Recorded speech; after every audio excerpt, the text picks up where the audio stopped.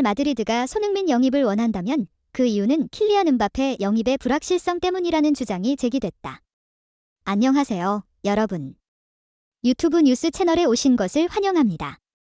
영국 스포츠 브리프는 28일 한국 시간 레알은 토트넘 후스퍼의 공격수 손흥민을 주시하고 있는 것으로 전해지고 있다. 그들은 다음 시즌 공격력을 강화할 방안을 모색하고 있기 때문이다.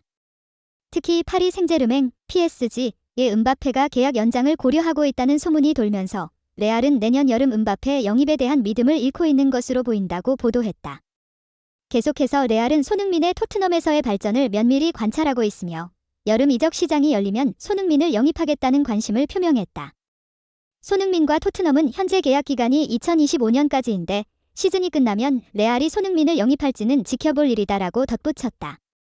스페인 매체 피차헤스도 레알은 프리미어리그 PL 스타 손흥민을 노리고 있다. 레알은 선수단을 강화하기 위한 일련의 옵션을 평가해왔으며 주목을 받은 이름 중 하나는 손흥민이다. 그는 토트넘 호스퍼의 진정한 아이콘이 되었고 그의 산티아고 베르나베우 입단 가능성은 큰 관심을 불러일으켰다고 빠르게 전했다. 이어 손흥민은 PL의 센세이션 중 한 명으로 두각을 드러냈다. 주로 좌측 윙어로 플레이하는 그의 다재다능함은 레알이 향후 이적 시장에서 스쿼드를 강화하도록 선호하는 선수 중 한 명으로 떠올랐다. 현재는 그는 2025년까지 계약을 맺고 있지만 레알로 이적할 가능성이 있다는 소문이 힘을 얻고 있다고 덧붙였다. 문제는 이적료다. 다니엘 레비 회장은 평소 깐깐하기로 소문났기 때문이다. 하지만 매체는 레알의 플로렌티노 페레즈 회장은 기꺼이 청신호를 줄 수 있다.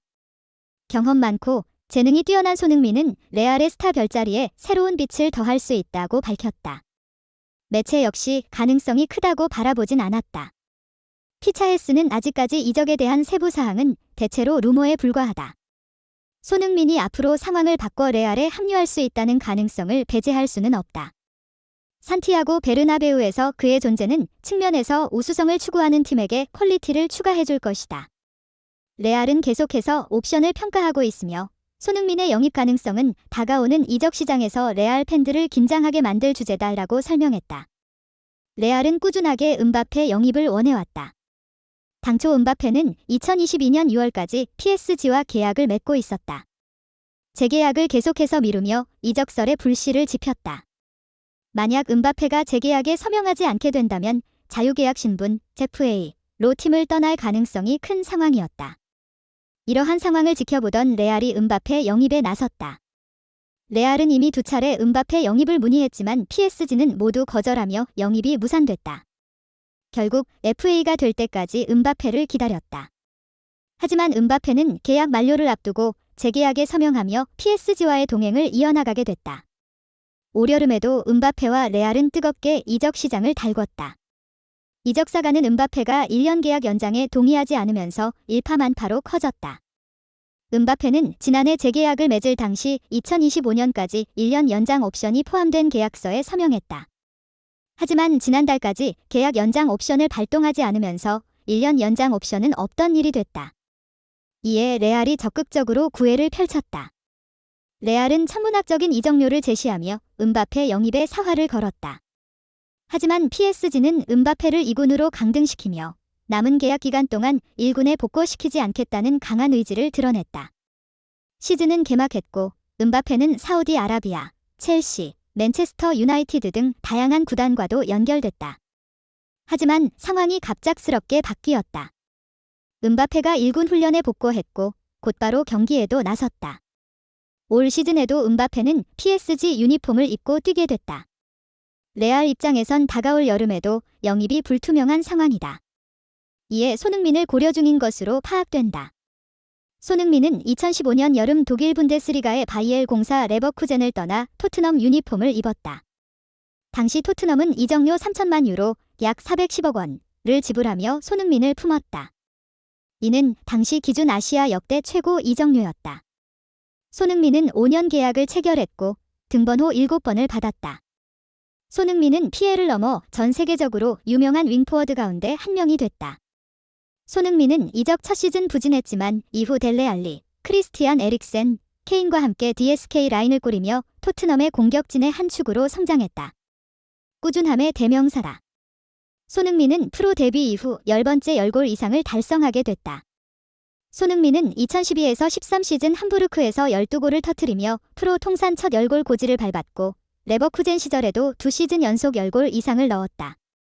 토트넘 이적 이후 첫 번째 시즌을 제외하면 모두 10골 이상을 넣은 손흥민이다.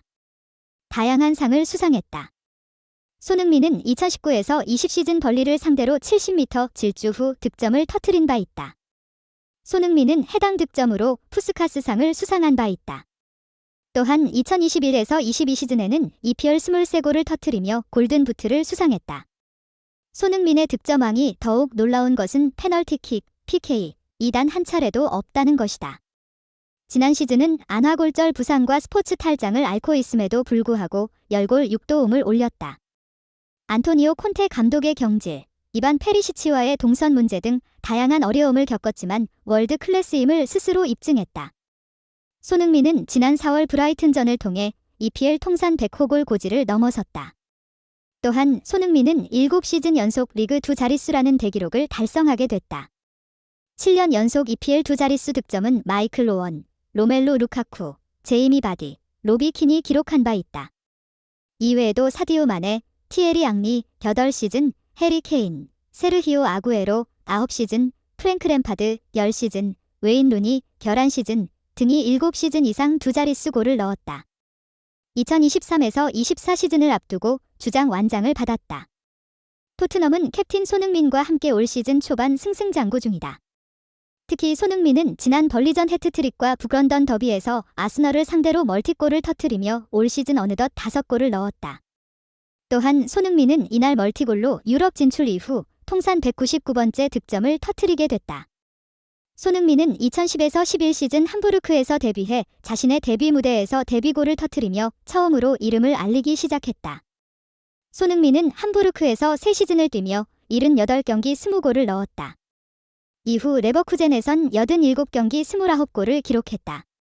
토트넘 레전드다. 손흥민은 이적 첫 시즌을 제외하면 매 시즌 20골가량을 넣으며 팀 공격의 핵심 역할을 수행했다. 이날 멀티골로 손흥민은 9번째 시즌 만에 토트넘 통산 150호 골을 넣게 됐다. 역대 6위다. 지금까지 토트넘 유니폼을 입고 가장 많은 득점을 터뜨린 선수는 해리 케인이다. 케인은 280골을 넣었다. 그 뒤를 이어 1961년부터 1970년까지 토트넘에서 뛰었던 지미 그리브스가 266골로 2위에 이름을 올리고 있다. 3위는 208골의 바비 스미스, 4위는 마틴 치퍼스 174골, 5위는 클리프 존스 159골이다. 손흥민은 150골로 6위에 위치한 상태다.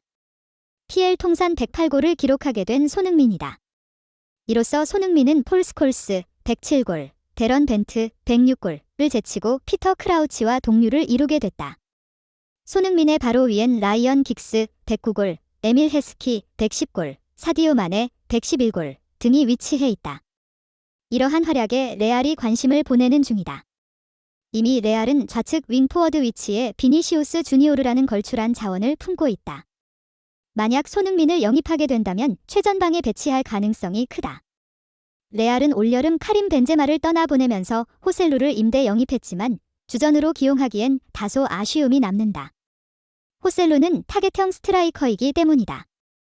따라서 레알이 손흥민을 영입한다면 최전방에 배치해 비니시우스, 손흥민, 호드리구 조합을 꾸릴 것으로 보인다.